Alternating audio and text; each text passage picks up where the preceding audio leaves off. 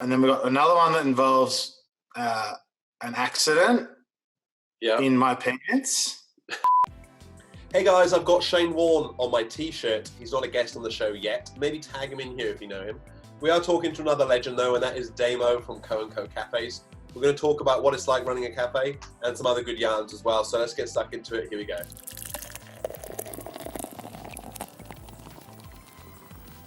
Hey mate, how's it going? Hello, Owen. You right? Welcome to Drink with Owen, mate. Let's get stuck into it. So what are we drinking today and why, I guess? All right. So I've got my Colonial Pale Ale here. I think they're neighbours of ours in Port Melbourne. Yeah. But that's not the reason why I like it. It's really lovely. It's got a sentimental value to me as well because it reminds me of, local business, neighbours, community sort of setup. But I did want 4X Gold to remind me of Queensland, but Owen, you said no. But so this is my equal choice. Seriously, I actually really like this beer. It's just so easy to drink, and that's also kind of cool too. I spoke to one of the guys. I think he works there. And do you know why they have the big lid? You probably do. No, he told me this could be complete false, but I always tell people, so hopefully it's true. They were saying, you know how people reckon that a pint is always better on tap, when you pour it and drink out of a pint glass? Yeah. I reckon a lot of it's to do with the smell, because you taste with your nose. So having a can that opens like that, it allows more odour to come out, so you can get it's the closest to drinking out of a pint that you can get in a can. No way! Fucking hell! I can't believe I didn't know that. That's crazy. So I hope maybe you can double check when you're down at the brewery next to make sure I'm not telling people absolute false stories. I will. I'll message Bray right as soon as I get off. I never knew that actually. Yeah, because I'm a fan. I really like the cider. I'm a cider drinker. The Berties they got. Oh, the Birdie, yeah. Yeah, that's really good as well. So it's good. You run a couple of cafes called Coe and Coe. Mm-hmm. I guess just to get how do you end up running some cafes? Is that something you always wanted to do, or how did you end up where you are now? I guess. So I run it with my brother and his wife. Something that we've always wanted to do. We've always wanted to get into cafes and stuff, but we were in Brisbane, and then my brother was down here playing soccer, and then he just sort of said, I was going to open up one up there with my mum, and thank fuck that didn't work out because that just would have been a disaster. Yeah. And then he was like, come down here and learn a little bit more while, work in cafes down here and learn how they operate a little bit more. So then I was like, fuck it, all right, I might as well. And then moved down here, and then through Uncle Rocco's barbershop, we were going there to get our hair cut, and then this space happened at Port Melbourne. Yeah. And he helped us get that. And then, my brother always had this concept for paninis, juices and coffees. And then we were just from going there and knowing the area, we knew that would be a perfect spot to just try it. Yeah. So basically, maybe a year after moving down here, we opened that, and it's just sort of taken off from there. Is it quite a lot different from Brisbane? If you were going to open a cafe in Brisbane, would it have to be a lot different, or is it the same sort of? Yeah, I reckon it is because, Brisbane, heaps of people. Obviously, everyone loves coffee, but here it's a part of the culture. Where Brisbane, it's sort of like maybe you'll buy one coffee a day or something. I mean, I haven't lived there for 7 years, so it might have changed now. But here, it's a part of the culture. It's a part of your day. You've got we'll see people 4 times a day. Well, one thing I noticed about Coe and Coe, I used to go to Cremorne, so I think it was about 4 years ago. I worked in the area. And then again last year, when I moved back to work in there, I came. And the thing that stood out for me with you guys, I'm not just saying this because I'm talking to you, you do great coffee and great paninis, but you can sort of get great coffee and great paninis a lot of places, in places like Colonial. But it's the people, you guys are just on a different level when you go in there. The people, I'd make sure I'd come back to that one because everyone working there is a laugh, and just seems to be on a completely different level. Is that something that you sort of always set out to do, or when you're hiring people, do you try and pick someone that you think is going to be that sort of vibe, or? Yeah, well, first of all, remember I thought that you got the shit with us and I messaged you and said, remember that? Yeah, I do. Yeah. That's the thing, that's the extra level. Yeah, slightly creepy, but the extra level. The thing is with coffee is people, it's all about coffee. It's all about people, sorry. It's all about the connection. You know, that's what hospitality is.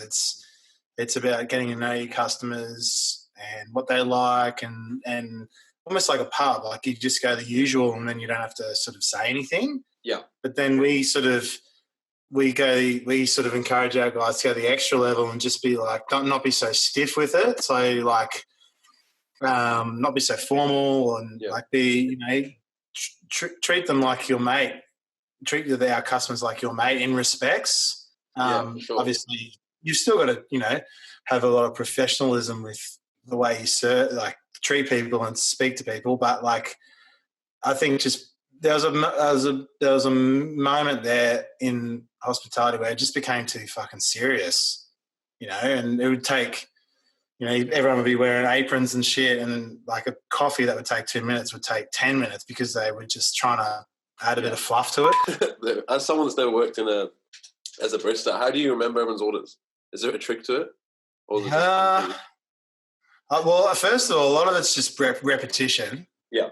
So if you do anything enough, you'll remember. But even then, sometimes it doesn't matter. I like to associate people with who I know. Yeah, okay. So if I don't know an Owen, but the reason why I remembered you because of the sports side of things, so we had a connection there, and also like I used to live in Wales, so yeah, okay. That's how as soon as I remembered you. Yeah, but say like if a Nathan comes in, that's my brother's name. I always remember Nathan, kind of thing. Yeah. Or one thing that helps for me is nicknames as well. Like if you know, there's heaps of fucking Johns, but if you find out more about them, you remember them.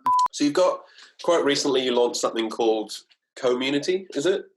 Do you just want to, I guess, quickly explain what that is and I guess, I don't know, tell us a bit about that. That's what, that was actually came from our manager at Cremorne, Sam. It was all Sam's idea. He said, you know, what about this? And basically an online community, like if you go to a cafe, you've got like a community board.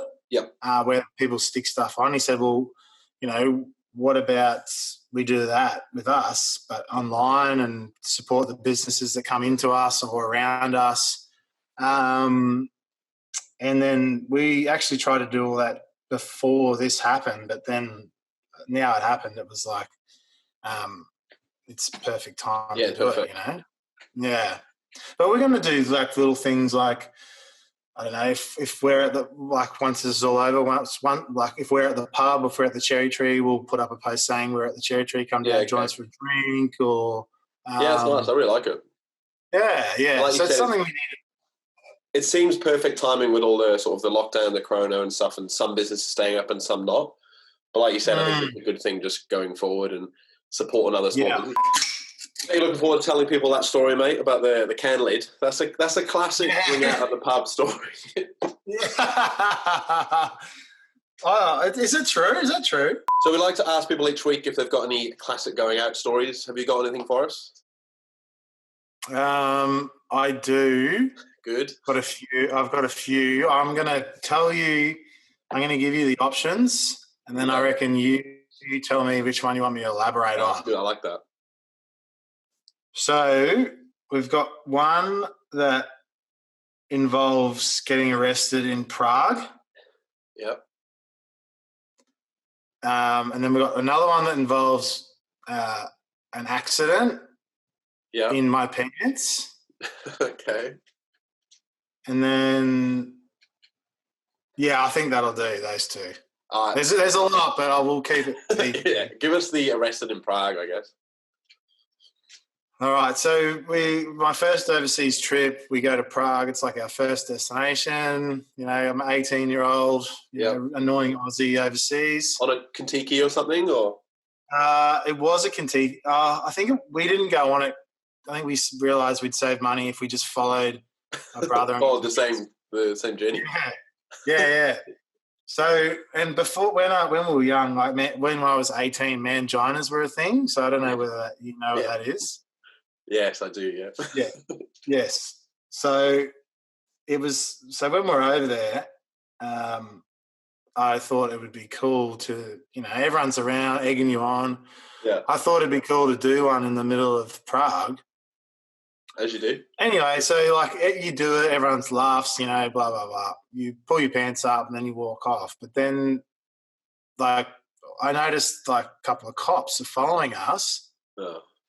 So I was like, fuck, this is fucked. And then I started to run off. And that was a good idea. Yeah, I started to run and then they chased me and then I was running and then I just shit myself and I was like, fuck, I've got to stop here. And then I stopped and I surrendered. I was like, sorry, guys. Grabbed me around the throat. I haven't done my pants up properly, so my pants falling down. Like, you're going to jail for a long time. And I was like, no, please. I'll do anything. I'll pay whatever you want me to, I'll pay whatever you want.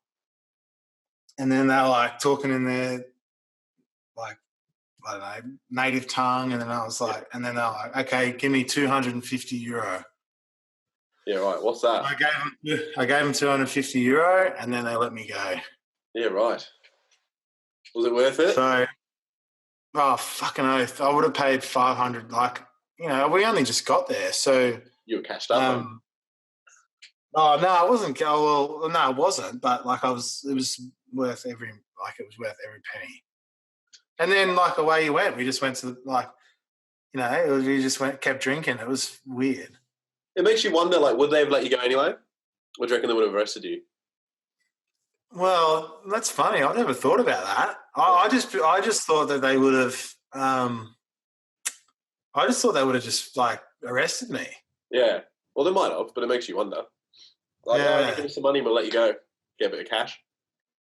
Yeah. Well, I mean, good on that. It's pretty smart from them. I just always thought they're just a small business. Trying to make some money. Yeah. There was another one similar in Newcastle, but I won't go into that. Oh, you've got it now. You've already started it. Just quickly. I shouldn't have said anything. Or do you want to go to the other story you mentioned? Well, this just makes me look like a fucking idiot. But no, I'll say it now. I got pepper sprayed in Newcastle in England. Yeah. And spent the night in lockup, and then they're like, I kept banging on the door. Were you there for football or something? No, I just went up there because it was something different from London. Like, London's too expensive. So me and my mates went up there. And anyway, like, got thrown in the paddy wagon and blah, blah, blah. And then I was like banging on the door going, oh, my wallet's been stolen. And they're like, no, mate, we take your wallet off you when you come in. And I was like, oh, okay. Go back to sleep for a bit, wake up, and bang on the door again. It's like, my phone's been stolen. They're like, mate, we take it off you, please. Anyway, I went to sleep. They let me out. And they were really good. They were just like, you need to sleep it off. Then me and my mate were hitchhiking on the way home. This guy picks us up in his van and says, where are you guys going? Oh, we're going, we need to go back into town. And he's like, all right, jump in the back. So me and my mate jump in the back. And he goes, and then we're like, it was fucking weird. It was like 6 o'clock in the morning. The guy probably shouldn't have been driving. Then he takes us home to his mum's house. And he's like, Mum, I got these two fellas, picked these two fellas up from Australia. Can you cook them breakfast? And she was like, get the fuck out of my house. And then we had to bloody walk home, but it was just capped off a night, I'll tell you. That's classic. That's good. Did you get the breakfast? No. She was like, which I found a little bit strange because it sounds like it's something he does often. Like he's like, oh, I'll bring you guys home and get some breakfast into you. Yeah, but it was like if I brought some English guys or Welsh guys home, my mum would she'd be a little bit weird, but she would still probably let them in. But yeah, she does it like every fucking weekend. She's like, mate, stop. Yeah. Honestly, it sounds made up, but it was like, as soon as we got out of the police station, we walked for about 500 metres. This guy comes past, picks us up. It was weird. Anyway. I thought you were staying the morning after, and then he stole your phone and wallet, and you have to go back and report it or something. Yeah. So it has come to that time. Yep, there it is. There's the last drinks bell ringing in our ears. Have you got a story, anecdote, fun fact, something for us, and that we can end this on, hopefully really strong? What have you got for us? All right. So, fun fact is a drinking game, Edward Scissorhands. So what you do is you get a bottle, or like, you don't want a beer because that's not that fun, because you can drink beer pretty, Yeah. So you want a bottle of wine or a bottle of cider. Yeah. Strap it to your hands. So you got 2 alcohol bottles in your hand. You can't go to the toilet, and you can't unstrap them. You can't unstrap the bottle until you've finished both bottles. Yeah, right. And then as soon as you finish, you get like a toilet break, whatever, and then you're straight back onto a new. Well, you can go to you can go to the toilet if you really want to, but you can't. You can, but it's just hard. You'd have to go to the toilet and shower or something. Yeah. But the game's over when you've finished, and you can't unstrap the bottle until it's finished. Until it's finished. So it's like a big bottle of cider and like a proper bottle of wine. Well, you can do whatever. You can do whatever you want. Obviously, you're not going to do like 2 bottles of vodka because you'll just be dead. Yeah. What about Coe and Coe coffee? Yeah. Yeah, we should do that. But you know White Lightning? Yes, I do, yeah. Yeah, that's what I played that with. Yeah, sounds like a horrible, horrible night. Yeah.